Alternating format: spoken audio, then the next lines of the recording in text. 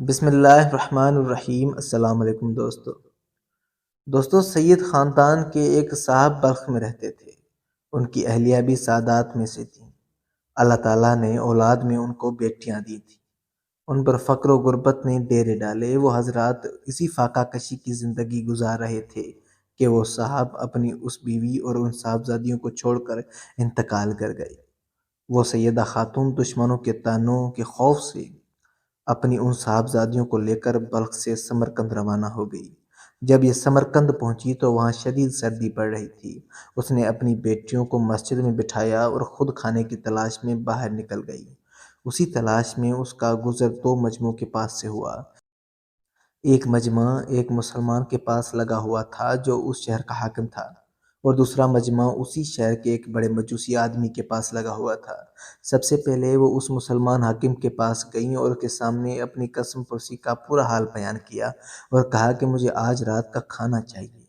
اس مسلمان حاکم نے کہا، پہلے میرے پاس اس بات کے گواہ لا کہ تو واقعی سید زادی ہے۔ اس خاتون نے کہا، مجھے تو اس شہر میں کوئی نہیں جانتا۔ اس جواب پر اس حاکم نے اس کو بے رخی دکھلائی، جس سے وہ بیچاری آگے چلتی بنی۔ اس سید زادی نے پھر اس مجوسی شخص کا رخ کیا، اسے اپنی ساری پریشانیاں بتائیں اور اس مسلمان حاکم کا بھی پورا ماجرا کہہ سنایا۔ اس مجوسی نے اس سید زادی کی پریشانی سن کر اپنے اہل خانہ کو اس عورت کے ساتھ مسجد بھیجا۔ وہ اسی وقت اس عورت کو بیٹیوں سمیت گھر لے آئے۔ اس مجوسی نے ان کے لیے اپنے گھر میں قیام و طعام کا انتظام کیا، نیز عمدہ قسم کے کپڑوں سے انہیں نوازا۔ جب آدھی رات گزر گئی تو مسلمان حاکم نے خواب میں دیکھا کہ قیامت قائم ہو گئی ہے۔ حضور صلی اللہ علیہ وسلم کے ہاتھ میں جھنڈا ہے اور سامنے سبز زمرد کا ایک خوبصورت محل ہے۔ تو اس نے کہا، یا رسول اللہ، یہ محل کس کا ہے؟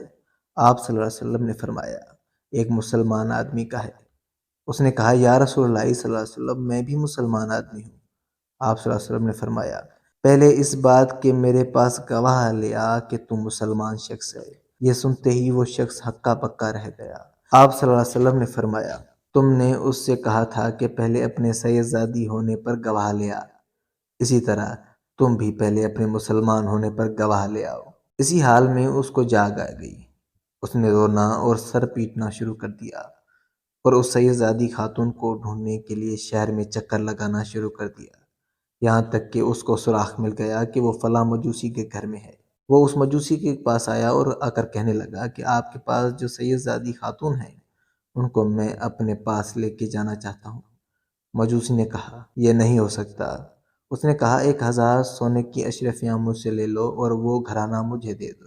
مجوسی نے کہا، انہوں نے مجھ سے کھانا طلب کیا تھا، میں نے ان کو کھانا ٹھکانہ دیا، اور اب تو میں اس مبارک گھرانے کی برکات اپنی کھلی آنکھوں مشاہدہ کر چکا ہوں۔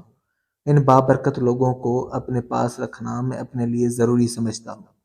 پھر وہ مجوسی کہنے لگا، جس چیز کو تم طلب کر رہے ہو میں اس کا زیادہ حقدار ہوں۔ وہ محل جو تم دیکھ آ رہے ہو وہ میرے مقدر میں ہے۔ اللہ کی قسم، میں اور میرے اہل خانہ گزشتہ رات اس وقت تک نہیں سوئے جب تک ہم نے اس سید زادی کے ہاتھ پر اسلام قبول نہیں کر لیا۔ اور سنو، جیسا خواب تم نے دیکھا ہے ویسا ہی خواب میں نے بھی رات دیکھا ہے۔ اس میں رسول اللہ صلی اللہ علیہ وسلم نے مجھ سے دریافت فرمایا، وہ سید زادی اور اس کی صاحبزادیاں آپ کے پاس ہیں؟ میں نے عرض کی، جی ہاں۔ آپ صلی اللہ علیہ وسلم نے فرمایا، یہ محل تمہارا اور تمہارے اہل خانہ کا ہے۔ تم اور تمہارے اہل خانہ جنتی لوگ ہیں۔ اللہ تعالیٰ نے اپنی تقدیر میں تمہیں ایمان والا ہی پیدا کیا تھا۔